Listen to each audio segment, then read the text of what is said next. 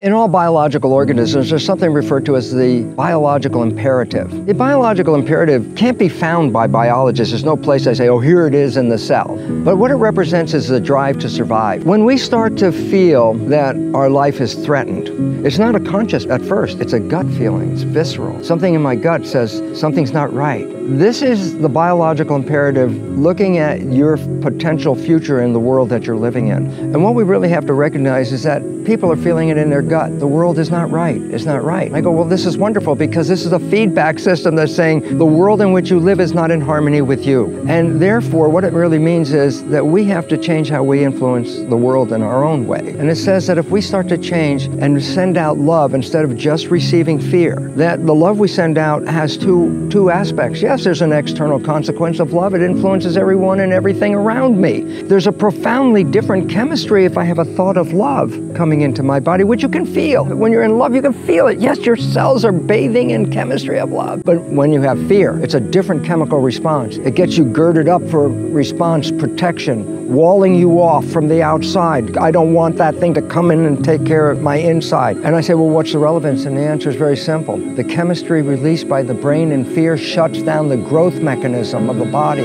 shuts down the maintenance of the body to conserve energy. And the biggest thing is there's only one consequence, and that is disease and illness. And it turns out 1% of disease on this planet is connected to genetics.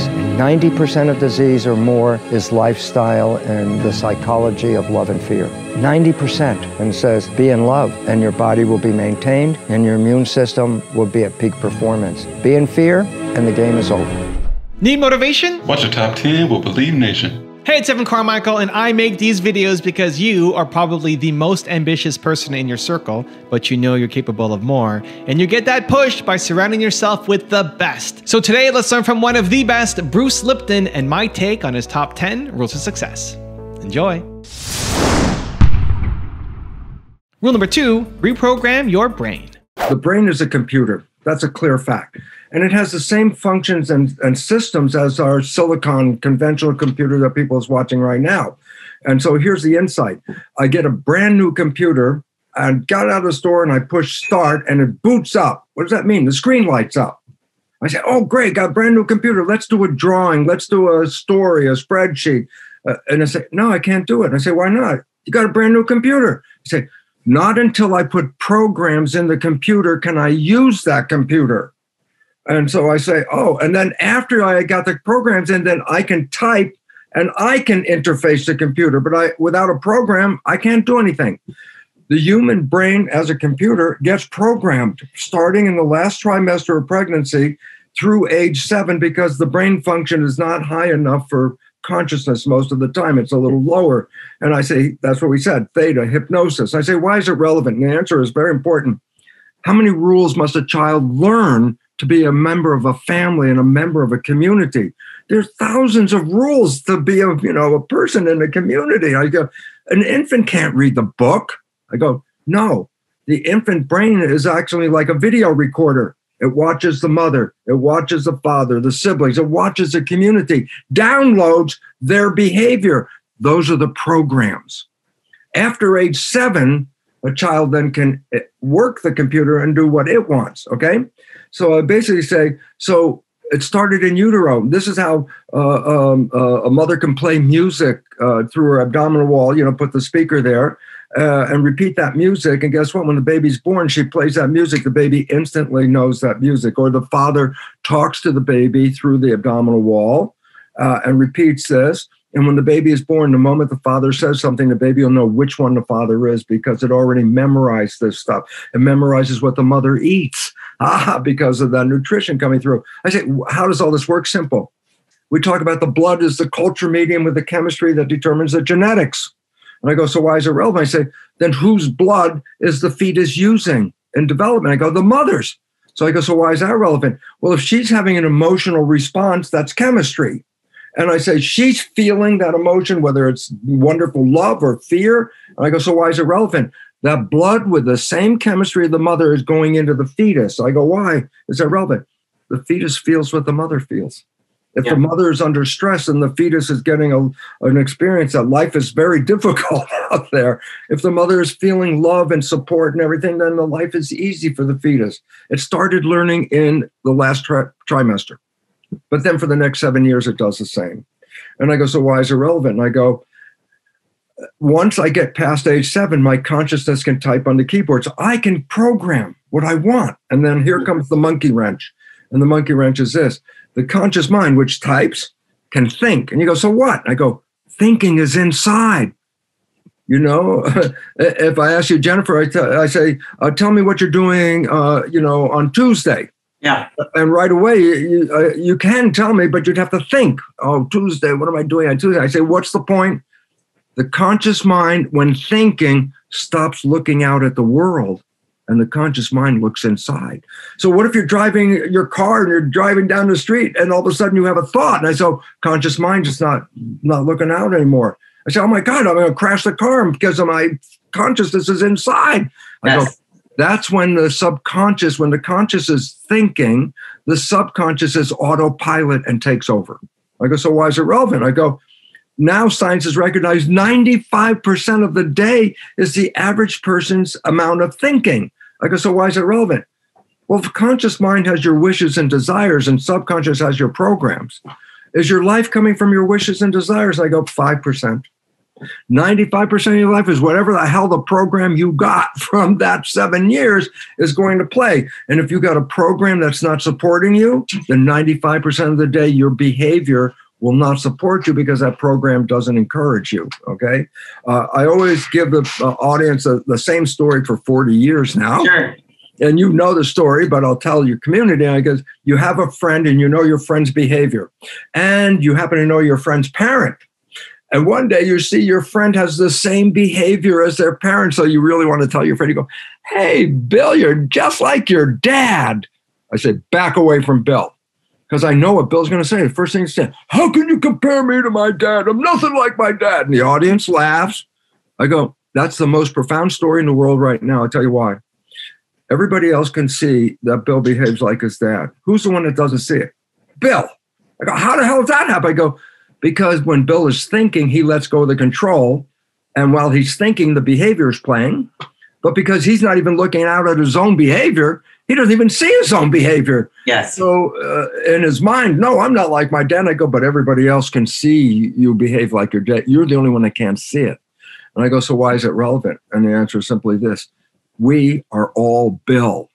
We all have beliefs, wishes, and desires. And then we have to say, how come I'm not manifesting the world I want? How come I'm not as healthy as I want to be? How come I'm not creating the life I want if my mind is the creator? And I go, it is the creator. But then I tell you, but which mind are you operating from? And 95% of the day, you're not operating from conscious wishes and desires. 95% of the day, the subconscious programs are automatically playing. I go, what if those programs are not any good? And I go, well, you won't see it. They'll just be playing. You know what you'll see? The result. So very simply, I wake up in the morning with conscious mind. Today, I'm going to go find love. Today, I'm going to get healthy. Today, I'm going to get the best job. And then at 5 o'clock, you come home and go, it didn't happen. It didn't happen. And I go, then what does that person think? Because they're like Bill. They go, oh, everything's against me. The universe is against me. This person is responsible. That person's responsible for not letting me get my wishes and desires. And I go, no. All day long, you were shooting yourself in the foot with your own behavior, and you didn't even know where the gun was coming from. It was in your own hand. And I say, so why is it relevant? We have been programmed to believe that when it doesn't work, we are victims of the outside, when the truth is, no, 95% of the day, we were playing programs that did not support us. And as a result, at the end of the day, we didn't get that support, but we didn't see it. Why? Subconscious was below conscious was controlling your life. Your conscious mind is, I'm going to be healthy. I'm going to fall in love. And I go, that's great, but that's 5% of the day. Yeah. But 95%. I go, I'm coming from a different program. And so when you look at your life, and this is a beautiful part because you say, what are my programs? I just want to help people right away. I'll tell you what your programs are. And you say, well, how do I know? I was being programmed before I was born. I was programmed from 0 to 1. Can you tell me what program you got when you were 0? No. Can you tell me the program you got at 1? No. Can you tell me the program at 2? No. About 3, you might say, oh, I remember some things. But I say, you've been essentially programmed with no awareness of the program. So you didn't even see the program. And now I say, so what is your program? And you go, I wasn't there. Now I give you the answer, and you're ready? 95% of your life comes from the program. Your life is a printout of your program. Look at your life right now, and I'm going to tell you this, very simple. The things you like that come into your life, they come in because you have a program to bring them in.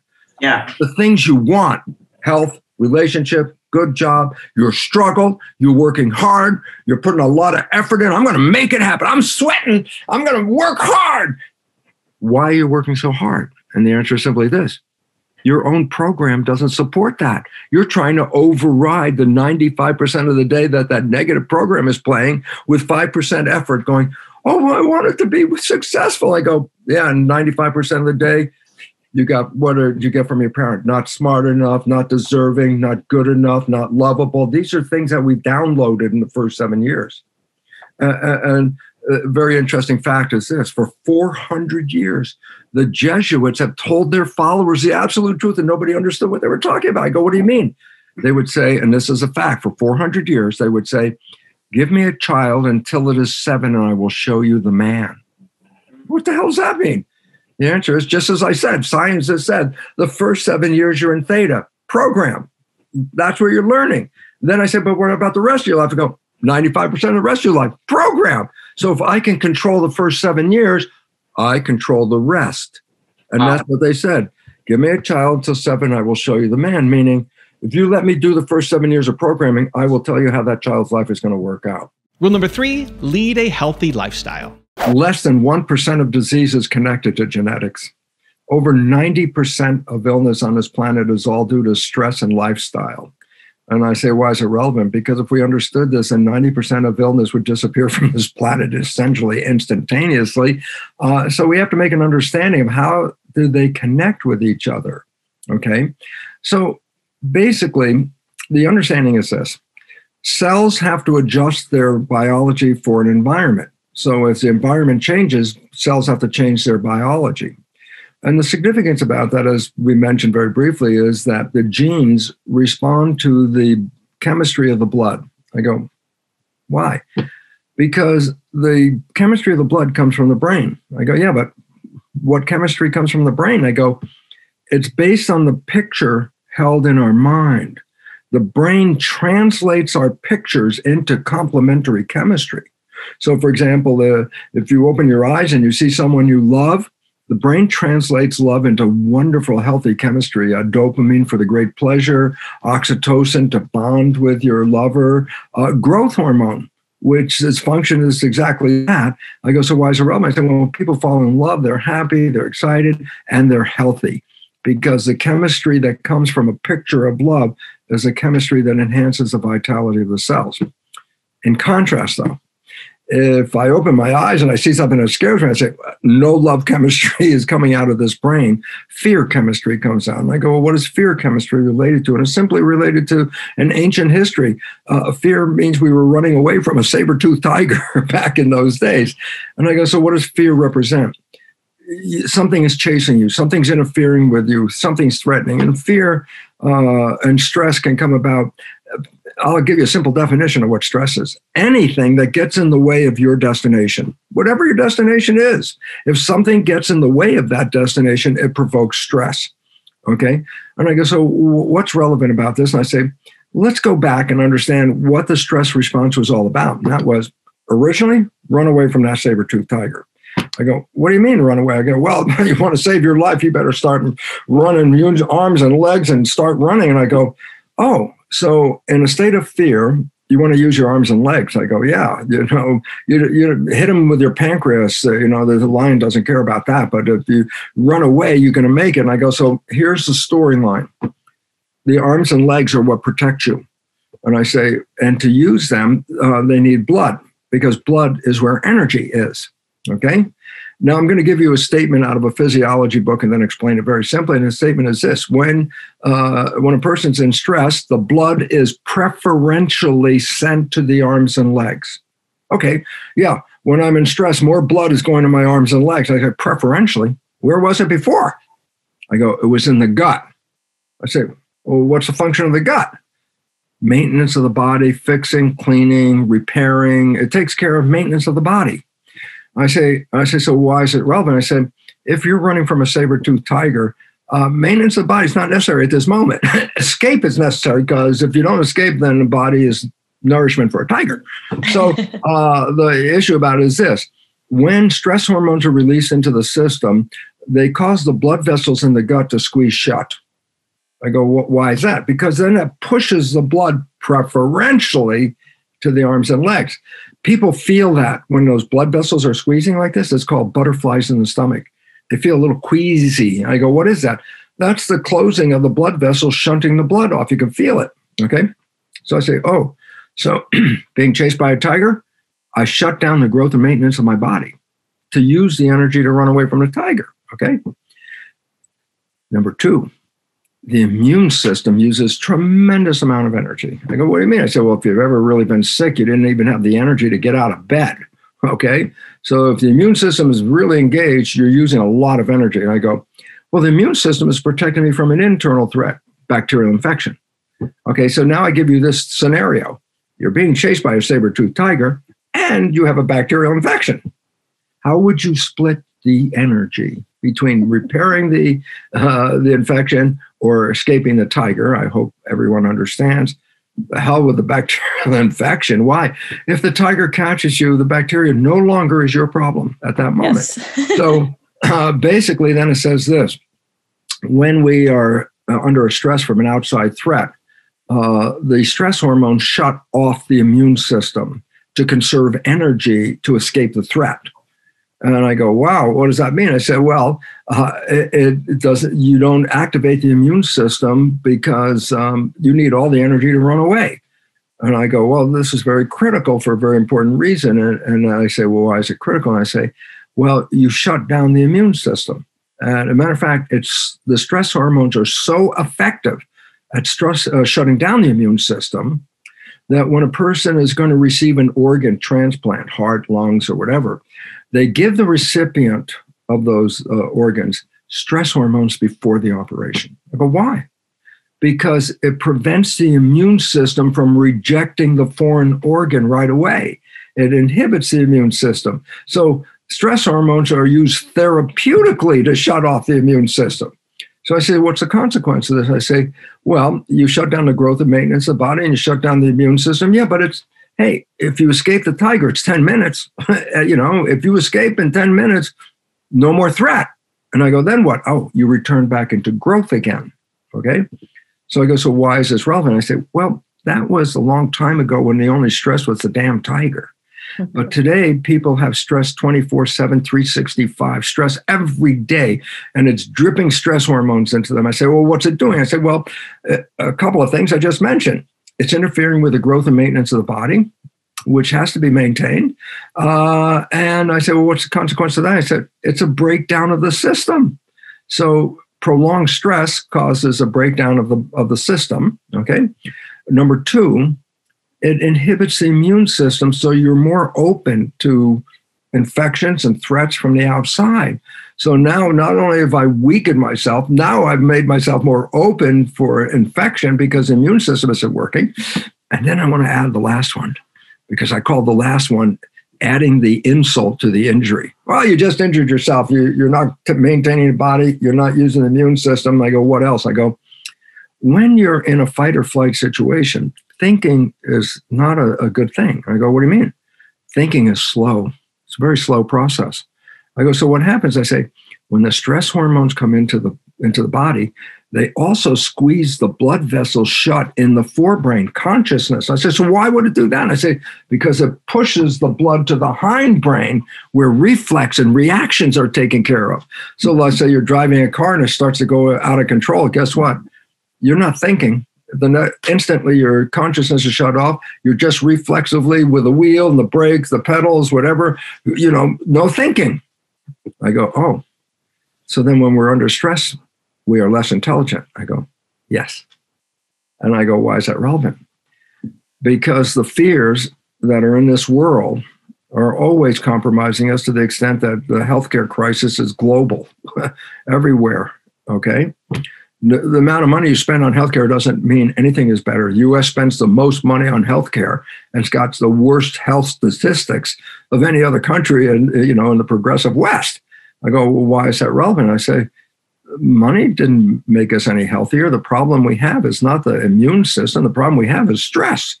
And if you eliminate the stress, then the immune system and everything comes back to order again. And I go, so what's the issue? I say, the healthcare crisis today has virtually nothing to do with genes. 1% of illness, that's probably about the most. 99% obviously is coming from where's illness coming from? And the answer is stress and lifestyle. Rule number 4, eliminate threats. The stress is what? Is to prepare you for a threat. Stress says there's something threatening you. And I say, well, if I'm preparing for stress, that's what we just mentioned. I say, if I'm not threatened, I'm free to go outside and do anything I want. If I feel threatened, I'm going to wall myself off to protect myself, put all the goggles on, the face mask, and do all that. No, I'm going to be inside here. And I go, you can't survive inside. I'll give a simple example. When I was young, we had air raid drills in the U.S. because we thought the Russians were going to bomb us. So we built bomb shelters.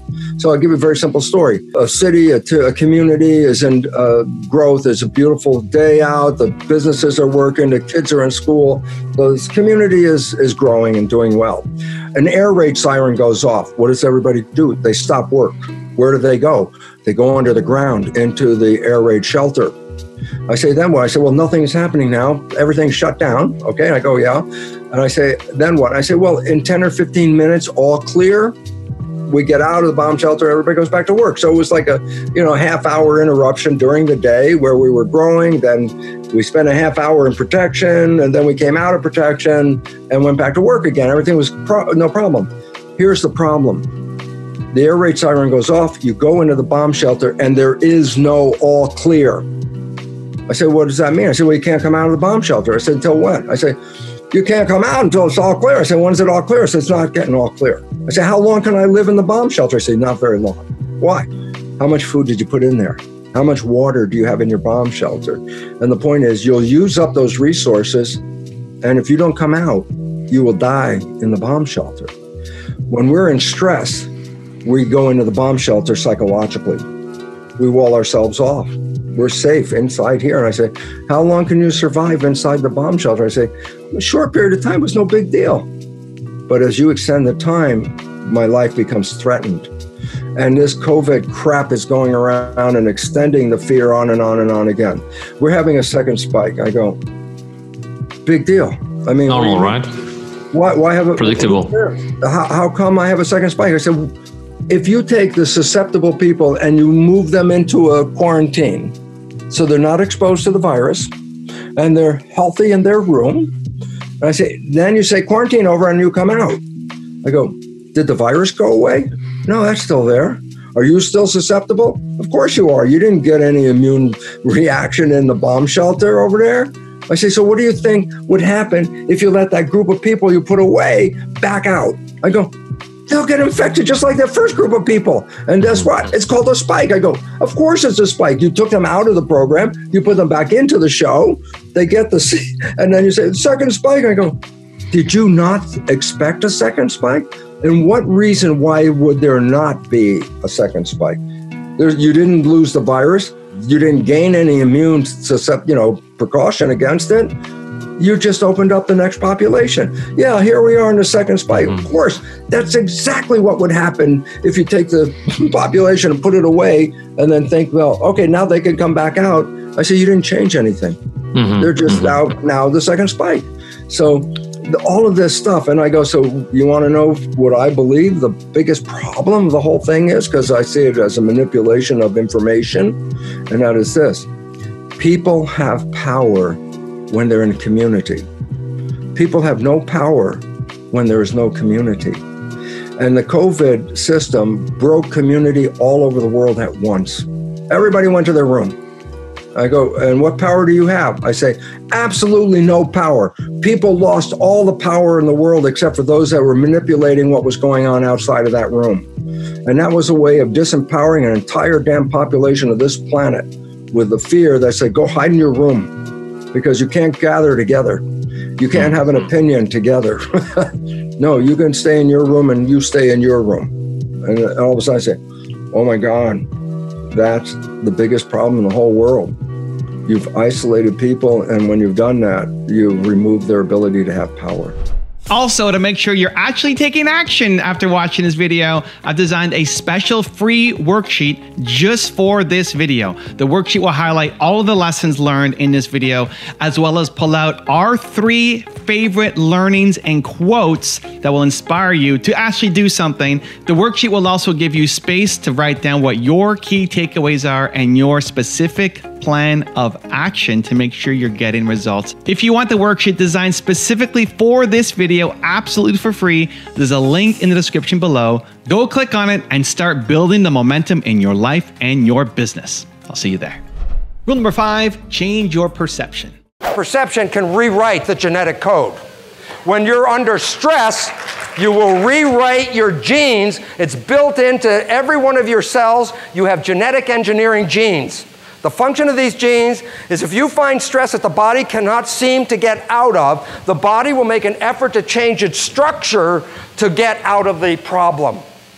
And of course, the issue is this. What if your perception wasn't real? And you change your genes? Now you're in deep doo-doo. And we now find a very important fact. 95% of cancer has no genetic linkage. 95% of cancer is a response of the individual cells to their experiencing life. And if you change your experiences, you can change the presence of that cancer. That's how it works. Rule number 6, remove stress from your life. Why does stress cause so much disease? I'll tell you why. Stress, you're running away from that saber-toothed tiger, whatever's threatening you. And I say, what is stress? Anything that gets in the way of where you want to go is a stressor. I say, so why is that relevant? I go, because that's like in the mind, the saber-toothed tiger, and you want to run. That's what's fight or flight. And I say, but you use your arms and legs. I go, yeah, but that I need the energy. I said, the blood carries the energy. So I say, so what? When the stress hormones come into the body, you want the body to put the blood into the arms and legs because you're going to have to run. That's what fear and stress is about. I go, so what do you mean put it? Isn't it in the arms and legs? I go, yeah, but most of the blood is in your gut. I say, what's the gut? All the organs of maintenance, take care of your health, fix the blood, aerate, clean, all that stuff. I go, yeah, but when you're in stress, I don't need to take care of myself. I got to run away from the tiger. So stress hormones, number 1, shut off the blood vessels in the gut. And I said, that's like butterflies in the stomach. When you feel that fear, that's the stress hormones causing the blood vessels to squeeze. I said, so why would you do that? Because then the blood is pushed to the arms and legs. That's where most of the energy is needed. That's number 1. So you compromise health just by having stress hormones because you're shutting it off the maintenance. But number 2, the immune system uses a lot of energy. That's why when people are sick, sometimes they can't even get out of bed. And I say, so if I'm being chased by a saber-toothed tiger and I got a bacterial infection, how do I want to, split the energy? And I go, the hell with a bacterial infection. The saber-toothed tiger catches you. Bacteria is not your problem anymore. So guess what? Stress hormones by function shut down the immune system. And I go, and it's so effective that when doctors want to transplant a foreign organ into a recipient and they don't want the recipient's immune system to reject the foreign organ, before they do the transfer, they give the recipient stress hormones to shut off the immune system so it doesn't reject the foreign organ. I say, the stress hormones are so effective at shutting it off. They use it therapeutically to shut it off. And I go, why is it relevant? Because our entire world is in such stress all the time that they're dripping stress hormones. And I say, what are they doing? They're shutting off the growth and maintenance of the body. They're shutting down the immune system. I say, net result, illness and death from stress. And that is why up to 90% of illness comes from stress, because the chemistry of stress redirects your energy to run, not to be conscious and aware and healthy. Rule number 7, take care of yourself. Take care of yourself. I say, what do you mean? First of all, take care of your system. It will manage this virus without killing you. But first of all, you have to make sure your blood has proper nutrition. You need to be healthy in the system. And our diet is so compromised with industrial crap food and garbage food that I have to tell people, you got to go back and eat natural. You have to go back and eat organic, because industrial farm stuff is filled with chemistry that is causing you more problems. It's killing you. Number 2, take vitamins and supplements. Why? Especially vitamin C and vitamin D. These enhance the immune system. Lots of vitamin C, way beyond whatever they say. You met Linus Pauling? Yes, I and it's interesting because I lectured at his institute when I was at Stanford. Wow. And it was interesting because the science has revealed that massive doses, I take 2 grams of vitamin C every morning. High five. And the relevance about that is I'm also, what am I trying to do? De-stressing. I'm not stressed. I live in another world. I walk out the door. I don't live in that world of the people around me. They're the ones that are stressed. I'm like, I'm not stressed. I'm okay.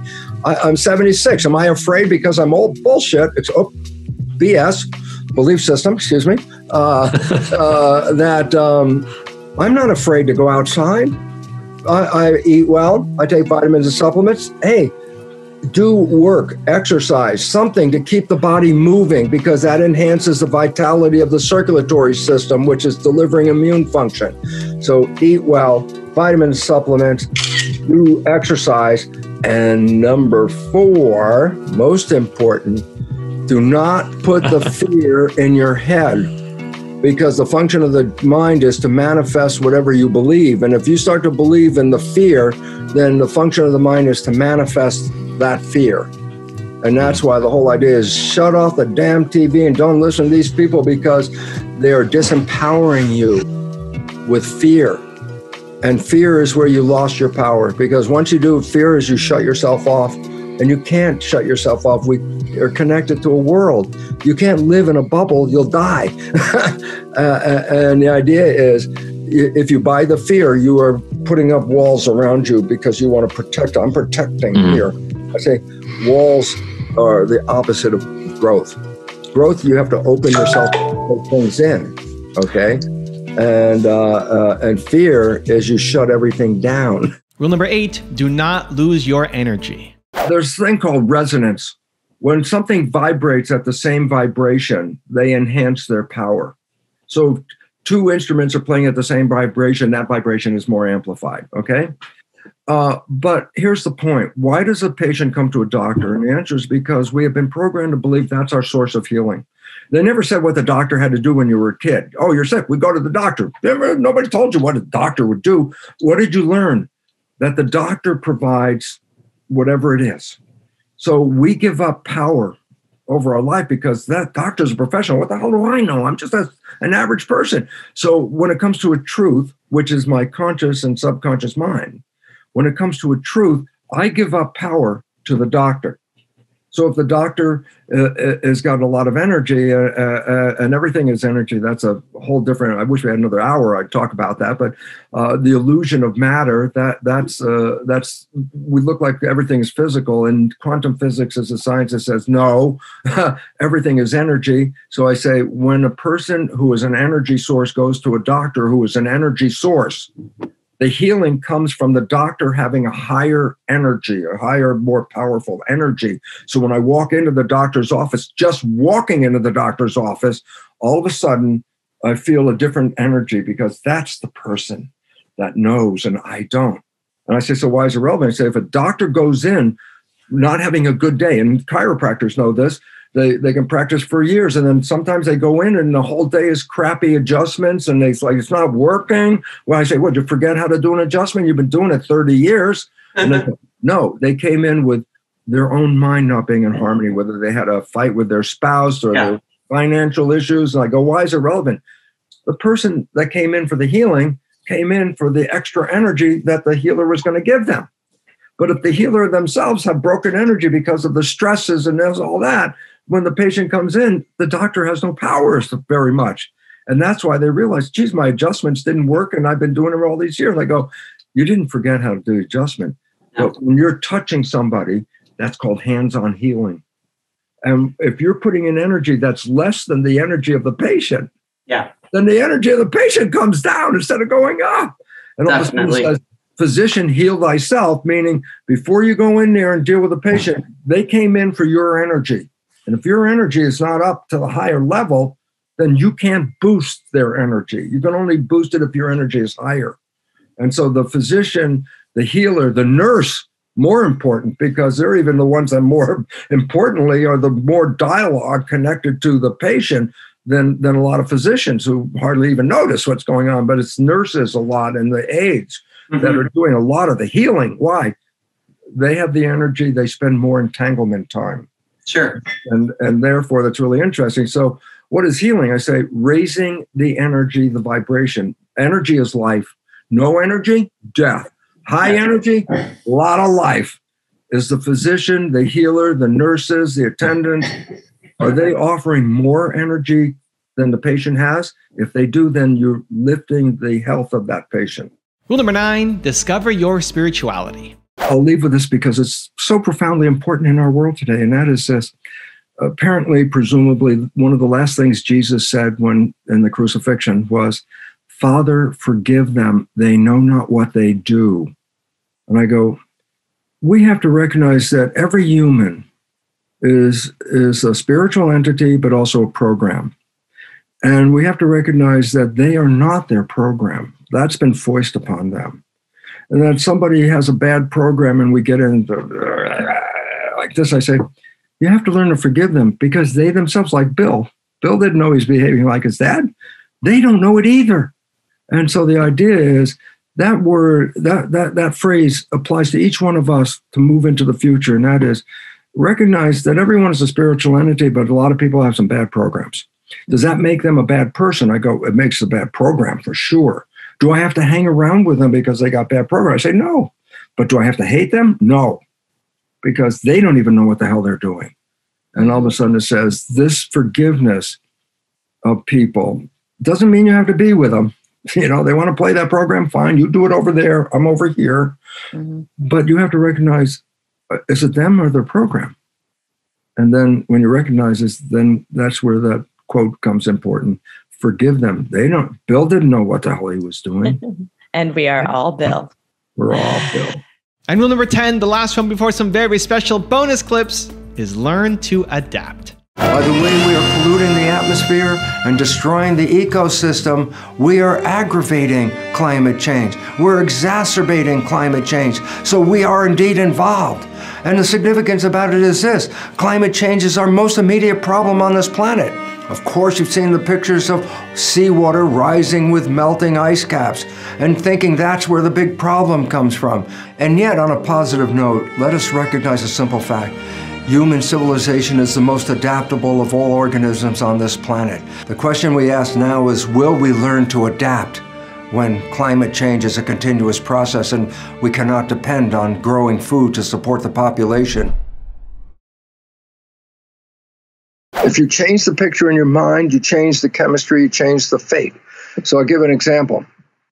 If I have a picture of love in my mind, the brain releases complementary chemistry, dopamine, pleasure, oxytocin, bond with your loved one, growth hormone, which does exactly what it says. It enhances your growth. And that's why when people fall in love, the chemistry of the brain going into the blood, the culture medium, enhances vitality. People glow when they fall in love. People are healthy when they fall in love. It's not an accident. It's the chemistry of your culture medium. Mm-hmm. But now I say, but wait, what if I have a picture of fear? I go, oh, well, love chemistry doesn't come out when fear is in the picture. The brain releases stress hormones and factors that affect the immune system and growth of the system. And I go, oh, my goodness. I say, why is it relevant? Changing my thought changes my chemistry. The chemistry adjusts my biology. So if I can control my thoughts, I can control the chemistry, and therefore I control the biology. That takes me to empowerment, mastery. After being programmed by medicine and biology all these years that you're just a victim of your genes, that's 100% false. Genes cannot turn on and off by themselves. They're controlled by the signals of the environment, which are then controlled by the brain and the consciousness. Yep. And all of a sudden it says, yeah, but I control those things. I go, yes, you do. And as a result, you have power to heal yourself and create what you want on this planet. The belief that genes turn on and off is taking power away from the individual, because if the genes were turning on and off and I did not control them, then by definition, I am a victim of which genes did I get from my family? Did cancer genes come in, heart disease genes, or diabetes?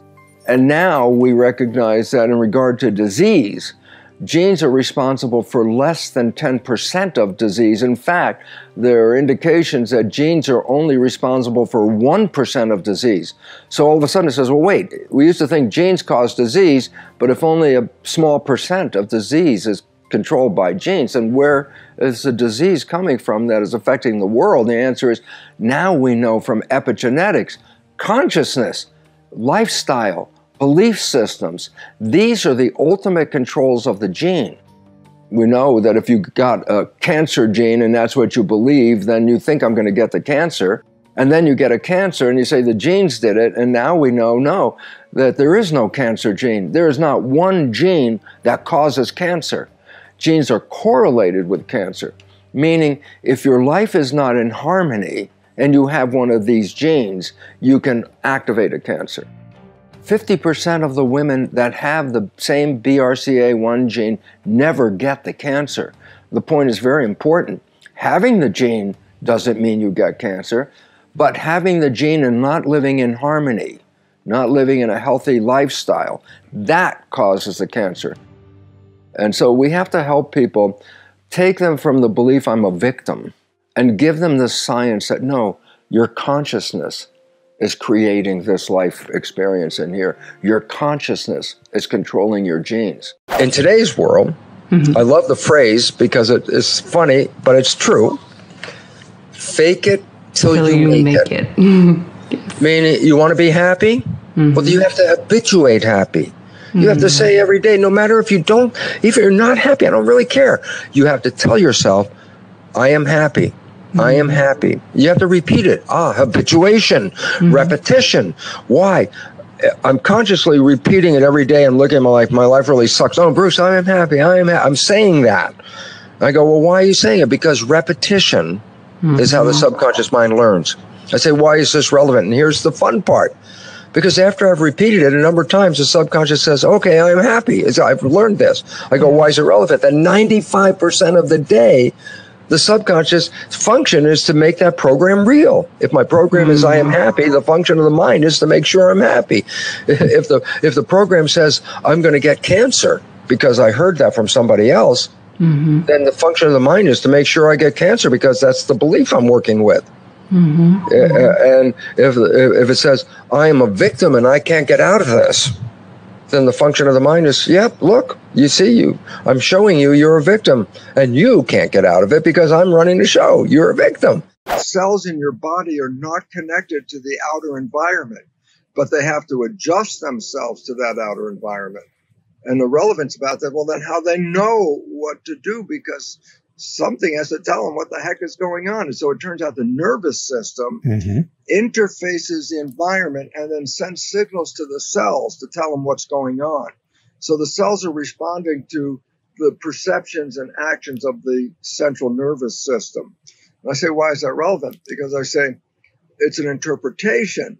And so the cells, the simple point, you got 50 trillion citizens and the mind is a government. Yes. And the government talks to these cells. Now you could have a bad leader who tells them this is all crap. It's all falling apart. Things don't work. And it's like, they're not going to be happy cells. And it can profoundly different. You talk to your cells and tell them, okay, everything's cool. We're great.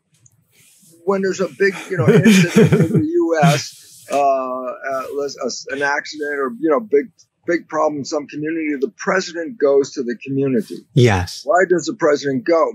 Because it takes the attention of all the other citizens of the states, focuses on the intention where that president is. So if there's an area where there's a disaster, the energy of all the people are addressed to that area because the president shows up there and that's the leader. So I'm saying the same thing for your cells. You're sort of that president in there. And the point is, when you touch some part on your body, your conscious attention focuses on that part of the body, and intention is energy. and it's a healing energy when you're sending a good message to that part of the body. So you touch it, talk to it, and it sounds like, oh, crazy. I go, no, you are directly sending information via consciousness to all the cells to focus healing on this part. In our mind, we start to realize that we're concerned, we're afraid, we don't have enough, I'm not safe, I'm not secure.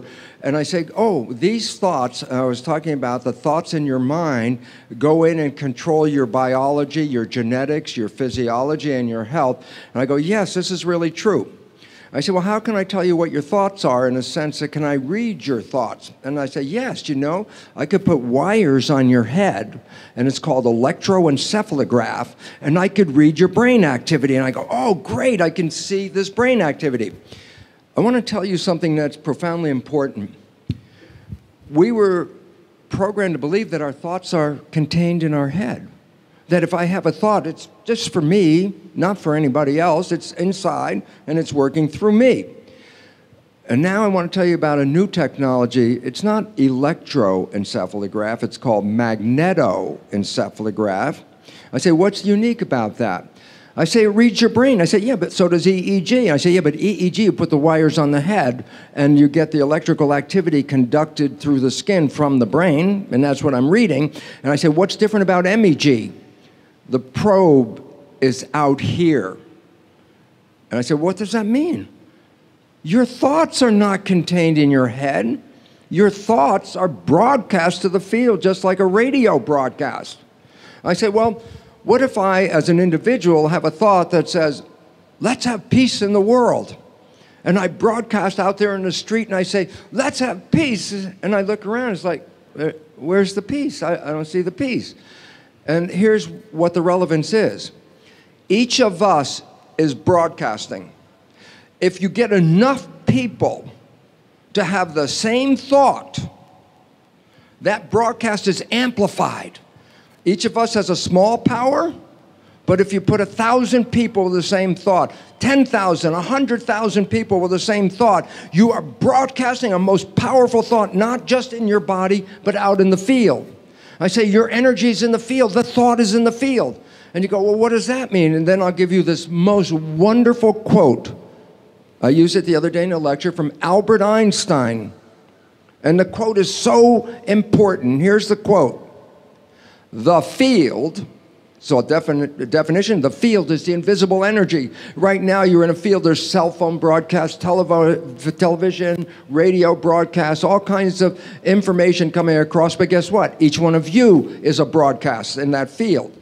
The quote, the field is the sole governing agency of the particle.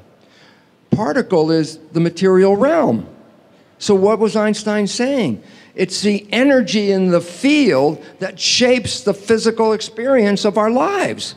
And if enough of us collectively have an energy that's coherent and strong, and we broadcast the belief, we change the world. I just want you to recognize, as much as I wanted peace in the world, if not enough people are out there saying, let's have peace in the world, there is no peace. If I want to say, let's have a war, how can you have a war? You have to have enough people convinced that the war is going to benefit them so that their broadcasts say, yes, let's have a war because I and my colleagues, we're all going to have a better result from that. And the reality is this, the only things that change on this planet collectively are when we collectively share thoughts. And yoga, when you're in your postures, when you're in your process, your mind is sharing a thought, not just in your head, but all around you. So the whole idea about this is we have to recognize we are collectively creating reality with our thoughts. And if we want to change reality, it can change instantly. The moment we become coherent, the moment we collectively are on the same platform of thinking. You get enough people to say peace, there will be peace instantly in this world. But we've been programmed by other people to give them the power to tell us what we need. And as Sadhviji has been telling us so importantly, what we need is not what they tell us, what we need is what we know. And I really hope that you understand this, because when you have your thoughts, recognize it's not contained in your head, your thoughts out in the field. And that thought, the field, is the sole governing agency of matter. And therefore, what this world is looking for at this moment is an evolution. It's not an evolution of our biology. Our biology is already evolved. It's an evolution of our consciousness. When we collectively as a population say enough is enough, it will end. Jesus told his followers, all the miracles that I can do, you can do them, but even better than I can, and you don't believe it. And that was the whole damn thing in a nutshell. If you don't believe it, you can't do it. And I say, well, where's belief come from? Mind. I say, and then what if you've been programmed you can't do it? And I say, then you'll never be able to do it. And this is the problem. And so we talked about way number one. You want to change it? Mm-hmm. Hypnosis, because that's the original way things went in the first place. And that what you said was true. Even you just say, I feel amazing, I feel amazing. If you repeat that, the mind will all of a sudden change how you feel. That's how it does it, okay? So I say, number one, self-hypnosis. Number two, after age 7, you still learn how to do new things that become habits. Like you didn't learn how to drive a car until later than 7. But once you know how to drive a car, remember the first day you got in, it was like, oh my God, looking out the windows, checking the mirror, watching the gauges, keeping your feet on the pedals just correctly, looking, paying all these attentions like, and I say, today you've been driving for a while. You don't even think about that. You get in the car, you put the key in, and now what are you thinking about? Well, what am I going to do when I get to the store? You're not even thinking about driving. Why? It's a habit. Okay. I say, well, how'd you get that habit? Because you're older than 7. How'd you get it? I said, repetition. That's what makes a habit. Practice. You want to play an instrument? I'll hand you an instrument. Yeah, you didn't have any practice, then you're not going to be able to play it. And I say, oh, practice. I say, what is that? Repetition. That's the second way the subconscious learns. Repeating something over and over and over again, because that's called habituation, making a habit. And I love it. The new age today thing is fake it till you make it. I go, what the hell is that? I say, you're not happy. Yeah, most of us have trouble being happy. And I say, but what if every day, all day long, and you can remember, you say, I am happy. In spite of the fact that what the hell is going on, you just say, I am happy. I am happy. I am happy. I go, why? What's going on? I say, repetition. And there'll be a point where you'll repeat it to the degree that the subconscious, which learns by repetition, will put in, I am happy. I say, then what's the consequence? I say, what's the function of the mind? Take that program and manifest it. Now that it's in there, I am happy. I wake up one morning and guess what? I don't have to say I'm happy. It's automatic. I'm already happy all day long. Why? My program said that. 95% is coming from that. Mm-hmm. Habituation, repetition of the exact thing you want, not future vision, as if you have it now. We'll put it in a program. So that's first 7 years hypnosis. After 7 years, repetition, habituation is how you change it. A sticky note, people put that stuff on a mirror or someplace and they go, oh yeah, the little sticky note. And I go, that is not repetition. That's a suggestion. A repetition is a practice. You have to repeat things. You practice an instrument, you practice driving a car, you practice doing these things, and then it became real. Okay, so the first two things are hypnosis.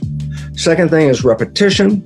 And thirdly, the most, effective is called energy psychology. And I go, what's energy psychology? And I go, it's called super learning. I go, so what the hell is super learning? I go, maybe you've seen somebody read a book by picking up a book and just moving their finger down the page, just like that, just as fast as that.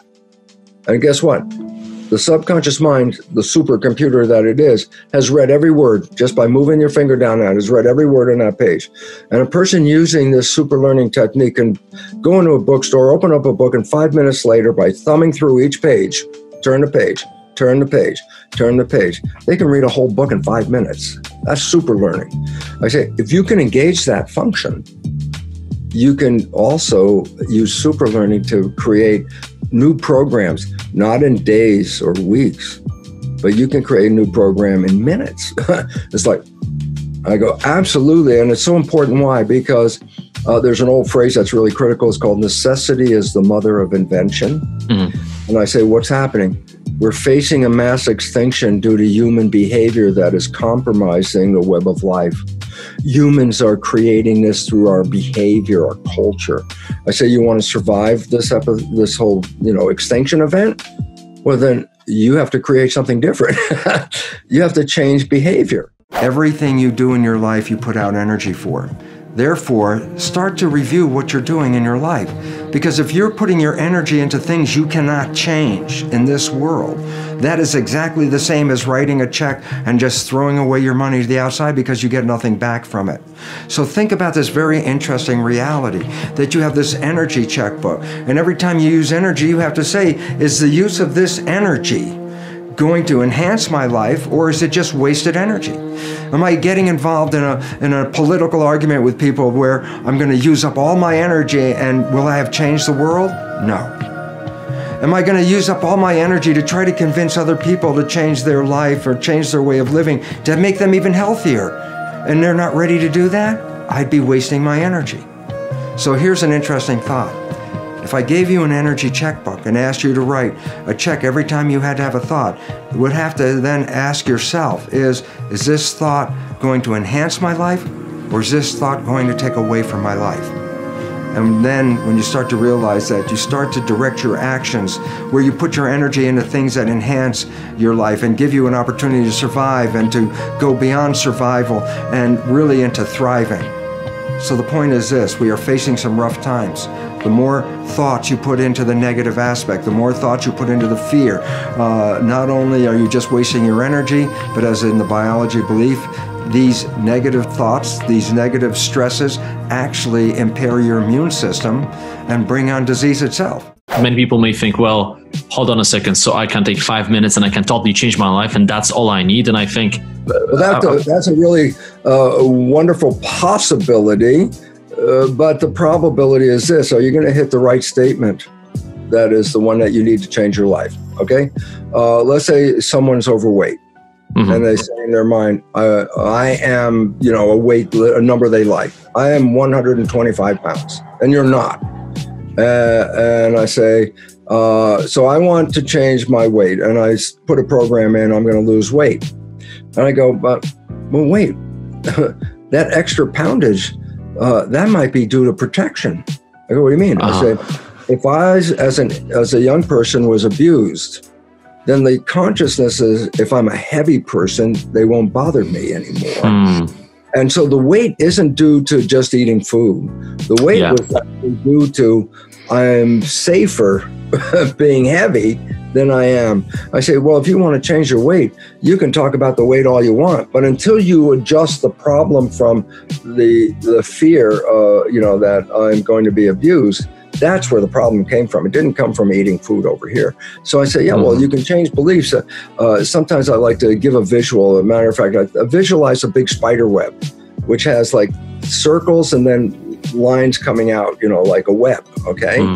And so there are links as you go around. There's also anchors where the web is anchored at a couple of places. And I go, each belief is like a link in that spider web. And you can do one link and another link and another link. That really change the spider web. But if you do a belief that is an anchor, and you change the anchor belief, and that anchor lets go, the web will collapse. That's powerful. So what's the point? And the point is this. Sometimes a belief statement knocks out a link. But when you really hit it just right, you knock out a support.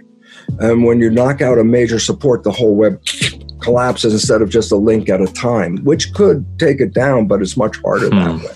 The thinking is not that much in our control. The brain is operating, as I said, 95% from the subconscious. But how did you actually then get results in a relatively short space of time? Well, the first thing, how does the subconscious learn? And that's a very critical thing. The conscious mind can learn from reading a book. So the subconscious mind can read a self-help book, and you go, wow, that sounds really great. And then you find you read the book, but your life is still the same. And it turns out, why? And the answer is because the subconscious mind is more of a habit mind, things that you repeat over and over again. Yes. So the reality is, if you can stay conscious, be present, And when those negative thoughts come in our head, and psychologists tell us 70% of the time, the thoughts that are going through our head are negative and redundant. So the same negative thoughts are going through. If you could stop those thoughts, if you could hear them as they come through, like, oh, that's not going to work, or this will never happen, those kind of thoughts. If you can hear them and stop them consciously, say, no, change the belief right there. Just give the more positive thing. As you repeat this more frequently and you keep repeating it, the subconscious mind begins to learn. So as a habit, if you stay conscious and you have to work at it, and here's why people say, well, how come only 5% from conscious mind, 95% from subconscious? Because the conscious mind can think into the future and think into the past and solve problems. Then think about it yourself. Most of the time, you're thinking about something. Well, if you're thinking, you're using the conscious mind. Well, if you're using the conscious mind for thinking, then who's running the show? And the answer is, when you're not paying attention and you're thinking about what I'm going to do tomorrow, your subconscious is running the show. I was a scientist, and as a scientist, we don't bring spirituality and mind into the story. It's all genes and cells and molecules and all that. And my research on stem cells revealed that while I was teaching in medical school that genes control life, my research revealed that it was the environment in which the cells lived that controlled the cells. It was outside information coming into the cells. And I remember how specifically in a moment of time that I was working on trying to understand the mechanics from a molecular point of view. How does an environmental signal control biology? And I was working not on the genes, I was working on the skin of the cell, the membrane. And it was so profound, it's hard for me to even describe it. I'm working on the understanding, how does information from the environment control biology? And I had looked at the membrane for years, and I wrote a new definition of the mechanism of the membrane. And I wrote this definition, and this is in 1985. It was about 2 a.m., and I wrote down the membrane is a liquid crystal semiconductor with gates and channels. When I wrote that down, there was a pause, and I said, I read something exactly like that. And right next to my first computer, Macintosh, was a book from a simple book of understanding your microprocessor. And I opened it up, and I said, somewhere, and I opened it right in the introduction.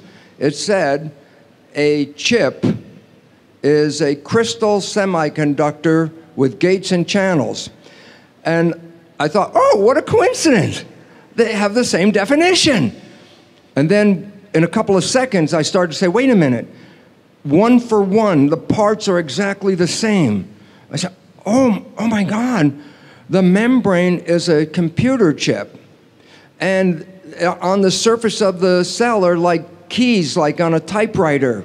And I started to realize, oh my goodness, the environment is typing on the surface of the cell information that went into the cell and control the genetics and the behavior. And it was like, oh, this is really exciting. And I'm typing on my own computer, typing this information in. And then I realized I am outside of the computer, typing on the keyboard, and the information is coming up on the computer. And then I said, oh my God, this keyboard on the surface of your cells has a number of keys that represent a PIN number, a personal identification number. And no two of you have the same keys on that. Each of us have a different PIN number to get into our own cells.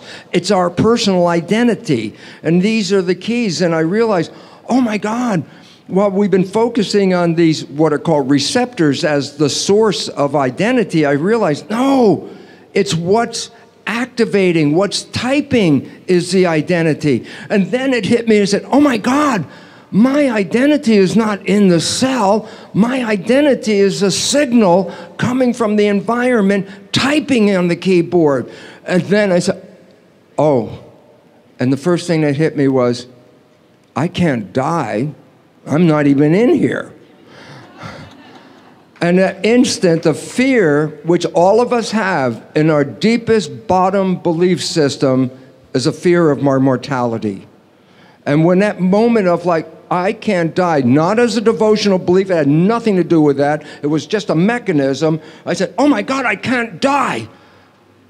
I tell you, the same thing happened with Savaji as me. Tears started rolling down my face. And this joy was an ache in my heart that I've never experienced before. I spent 40 years in my head. That's how I became an academician and a research scientist. And when this moment hit, it was my heart that blew open. I refer to it as a heart orgasm. And, and that was the first time I experienced my heart as an essential part of my own conscious existence.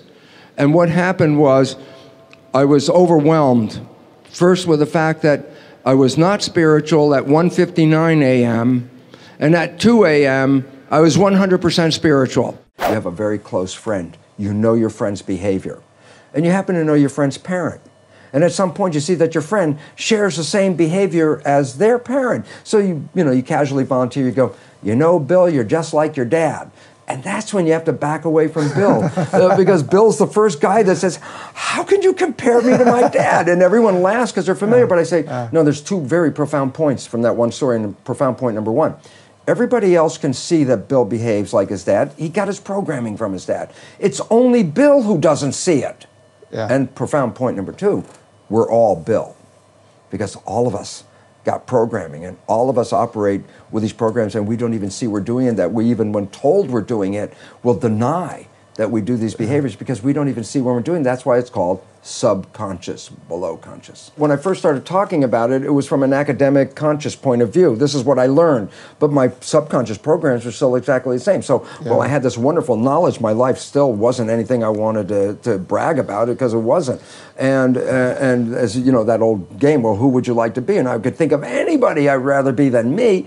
And yet, when I started to apply the new science and rewrite the subconscious so it supported me rather than the programs of limitation or disempowerment that we get from our parents and our community as children, which almost all of us get, when I put in the new programs, all of a sudden I started to find, my goodness, my life completely turned around. All wonderful things started happening in my life. I was healthier. I haven't been to a doctor in 20 years. I don't need that. I don't take any of their drugs. Why? Because most of the illness is just from the stress of not living in harmony.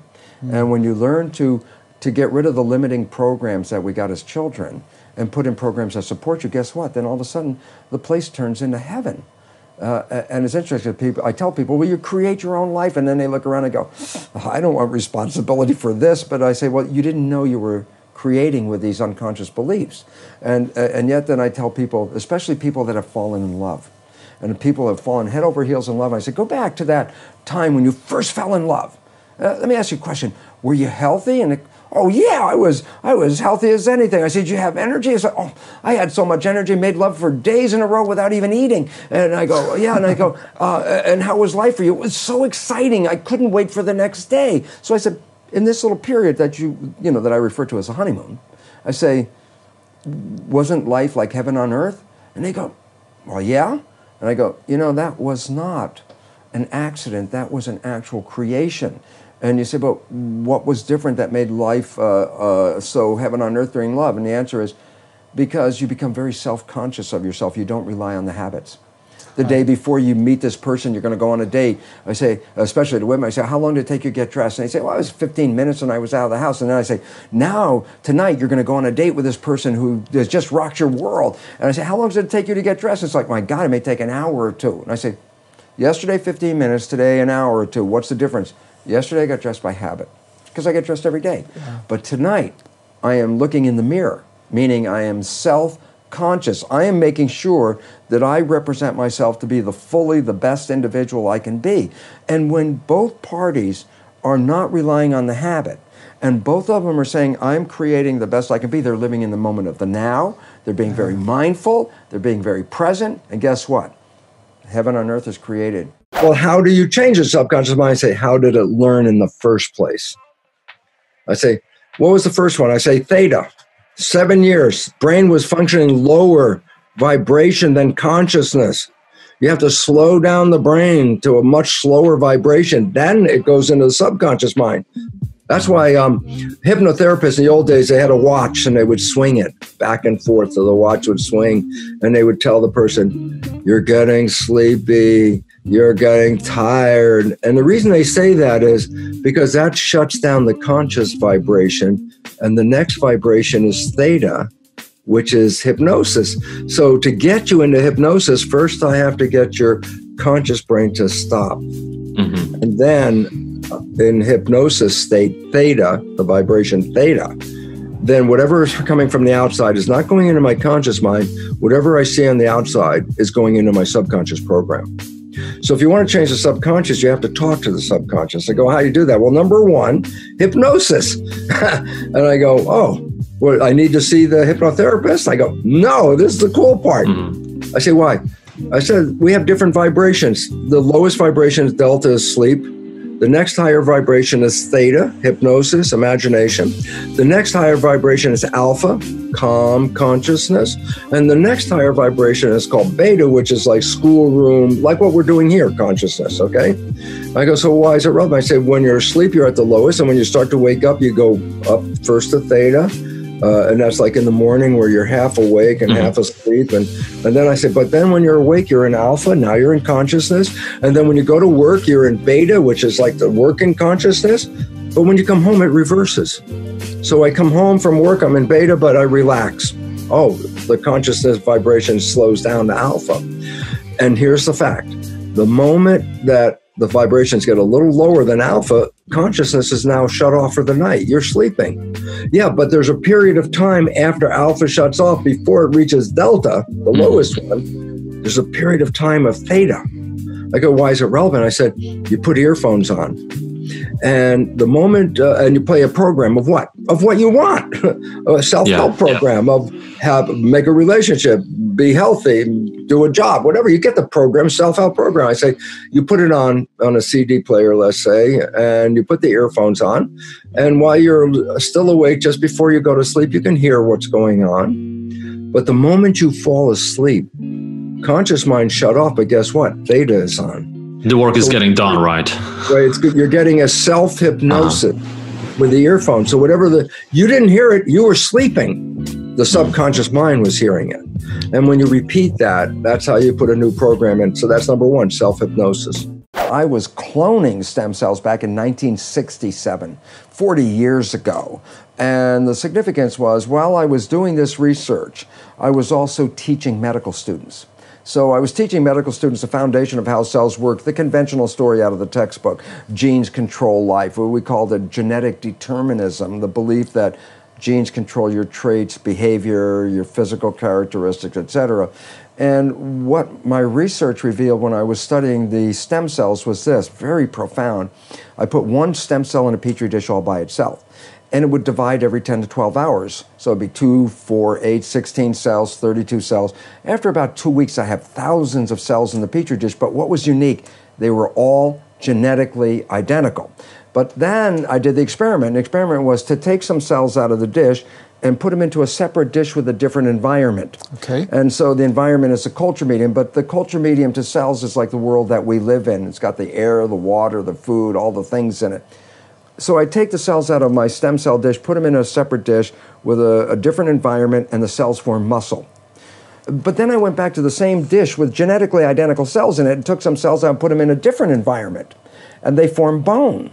And then I went back to the same dish with genetically identical cells and put them in a third petri dish with a different environment, and they form fat cells. And there I was confronted with this reality. All the cells are genetically identical, but they had different fate, fat, muscle, bone. And I said, simple question, what controls the fate of cells? And the answer is the environment. It was the only thing that was different because they were all genetically identical. So I started to really say, oh my goodness, here I am teaching genes control life to the medical students.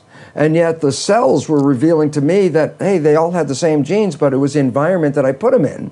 And so the environment controlled their life. And a very simple experiment that is very profound for us today is, if I took my dish with plastic petri dish with cells in it and moved it from a healthy environment to a less than healthy environment, the cells get sick.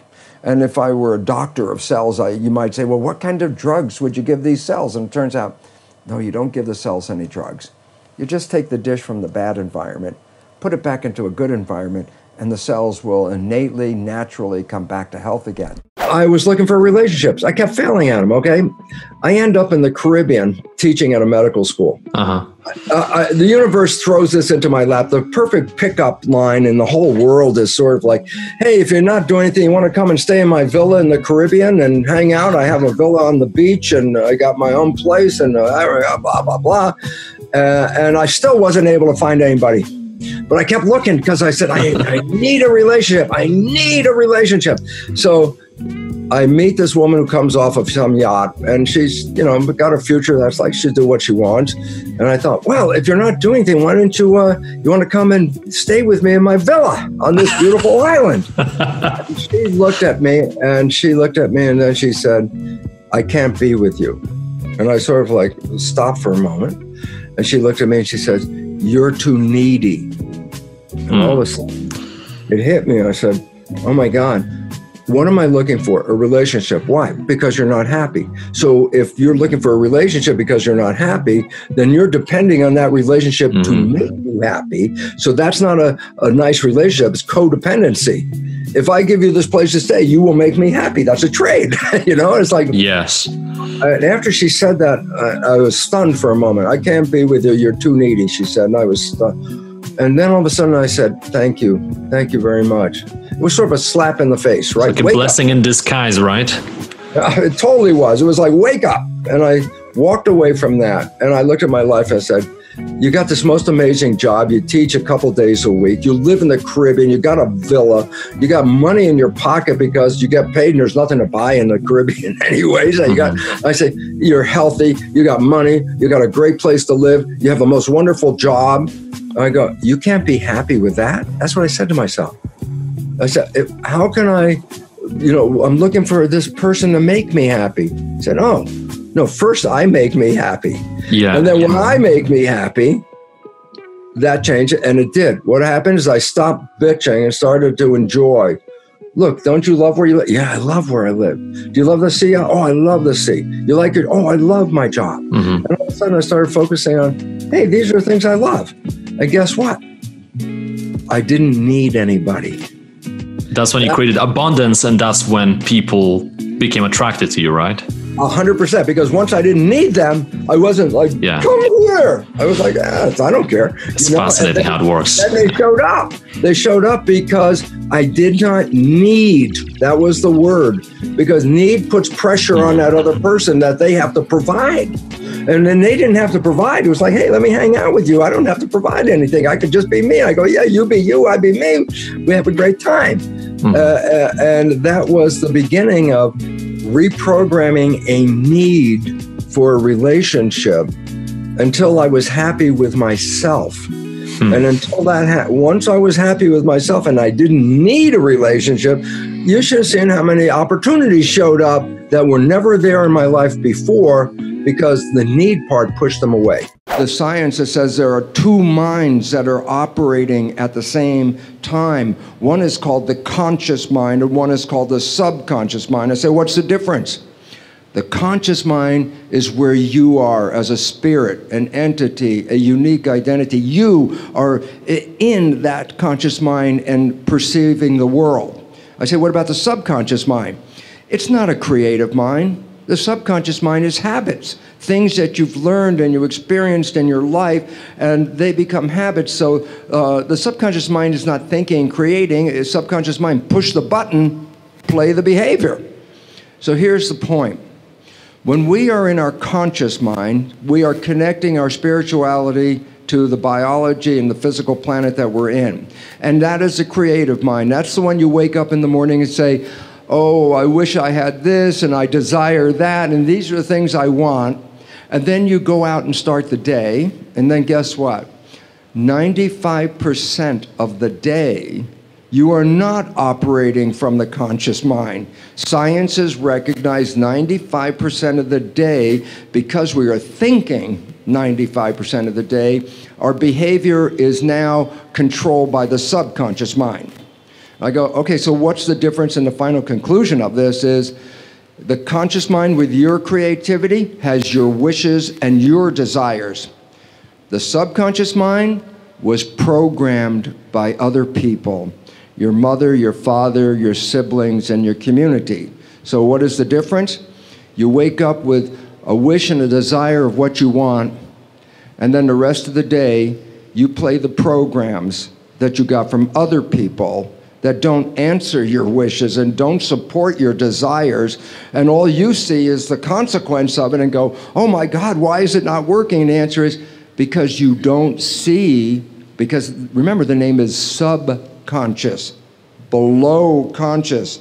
So when that behavior is playing, psychologists will tell us 70% or more of the programs in the subconscious are disempowering, self-sabotaging, and limiting behaviors. So the simple reality is this: we have great wishes and desires, and yet our life is not controlled by that. Our life is controlled by the programming, and that programming is the disempowering program. So all you see is the consequence of the invisible subconscious, which will sabotage all the desires and wishes you have.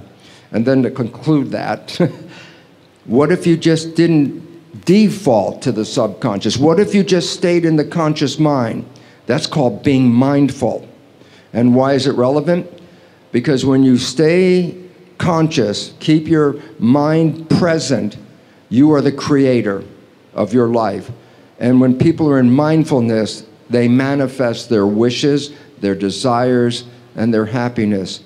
So for all of us, it's sort of a wake-up call. You think you're running your life with your wishes and desires? It's an illusion. You're really running your life with your programs acquired from other people. For me, one of the most personally exciting things that happened to my life was to recognize that I was not a victim of my genes or a victim of my society, that I actually am a creator of my life. And once understanding that nature and expressing that creativity, I profoundly changed my life from being a victim to being a master of my creation. And today, I have such a wonderful life that it actually has no comparison to the first 40 years of my life where I lived under the programming that I received as a child. Today, I've created such a joyous, wonderful life that I look forward every day to waking up to have another day on this beautiful planet. Another major assumption is that we're equivalent to genetic automatons. We have genes, they control us, we don't control the genes, and therefore we're sort of like victims of our heredity. You got cancer running in your family, you say, oh my goodness, I'm gonna get the cancer, I got the genes, or Alzheimer's, or diabetes, whatever. This is completely false, because it turns out genes control nothing. It's really the environment that is controlling the genes, and more importantly, our perception of the environment. How we see the world, what we think about the world is adjusting our genetics. So we find out disease, 1% of disease is connected to genetics. 90% or more of disease is connected to how we live in the world, because how we live in the world is altering or affecting our genetic activity. So what we know and what we believe is changing our reality constantly. Right, because the new science is called epigenetics. And what it means is this: our beliefs and how we see the world, we change our genetics. So rather than being victims, which we have believed all the way up to now, we are the masters. We change our genetics just by how we respond to the world. So we can change our responses, which means then we can change our genetics. So we're not victims. A very important part of our understanding about life is that it's our perception of life, which actually means our beliefs about life. So the significance is, if you're going to plan your life and you're going to make perceptions the programmer of your life, well, then the best thing you can do is perceive of the life that you would wish and desire, because those thoughts will be translated by biology into the expression of your cells and your genetics, and you will manifest your wishes and your desires. And that's what the new biology is all about. All you need is love. And we really have to recognize that love is a vibration. It's not a physical thing, it's a feeling that people get. And it's a harmony. And this is what love is versus fear. Love is harmony, music. It all comes together beautifully. Fear is noise, disharmony, and a breaking of the vibrational harmony. And so really, it's like bring it back together again and bring everything back into harmony. The planet, the environment, ourselves, our community of humanity. And when it is in harmony, it is love. And so that's the message that was really brought from this center through the Beatles and given to the world. All you need is love.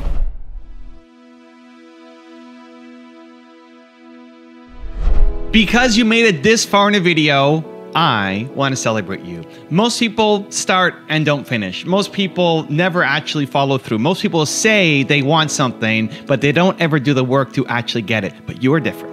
You are special. Believe Nation, you made it here all the way to the end, and I love you. So as a special celebration, if you put a hashtag believe down in the comments below on this video, I will showcase you and celebrate you somewhere on the screen in a future video because you are awesome. To learn about the law of attraction secrets, check the video right there next to me. I think you'll love it. Continue to believe, and I'll see you there. Then I'm going to feel so great. Well, then they're back to the program, waiting for it to happen, for them to feel the emotion. They're believing their outer world has to change in order for them to feel better. There's no